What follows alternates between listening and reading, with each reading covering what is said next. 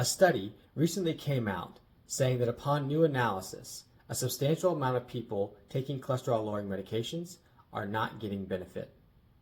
The study also suggested new guidelines for recommendations for cholesterol-lowering medications.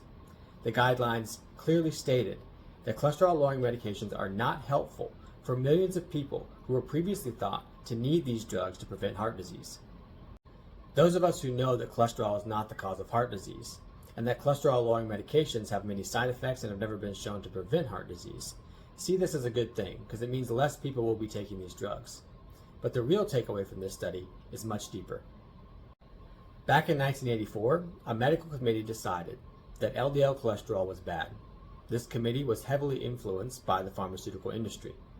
At first, the committee decided that the ideal LDL levels should be 250 or lower. Over the years, the pharmaceutical industry sponsored the lowering of these guidelines, and today, the recommendation is that our LDL should be 100 or lower. What this means is that we have no idea what ideal cholesterol levels actually are, and there may not be any best level of cholesterol at all.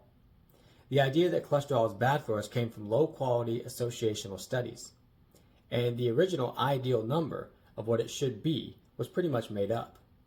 Further, the lowering of what that number should be was not based on any science or data. It was based on the fact that pharmaceutical companies could make more money by selling more drugs if the recommendation was lower. We now have studies that show that the higher our cholesterol is as we age, the better health outcomes we have.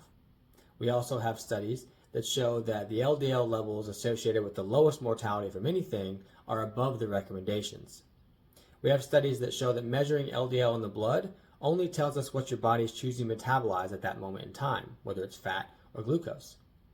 We have studies that show us that lowering cholesterol with drugs is not preventing heart disease. And we have studies that show us that higher LDL is not causative in heart disease. With this research, the cholesterol theory is crumbling.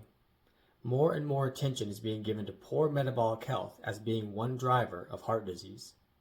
The pharmaceutical companies see this, and in response, this new study is them backing away from the cholesterol theory and cholesterol-lowering medications.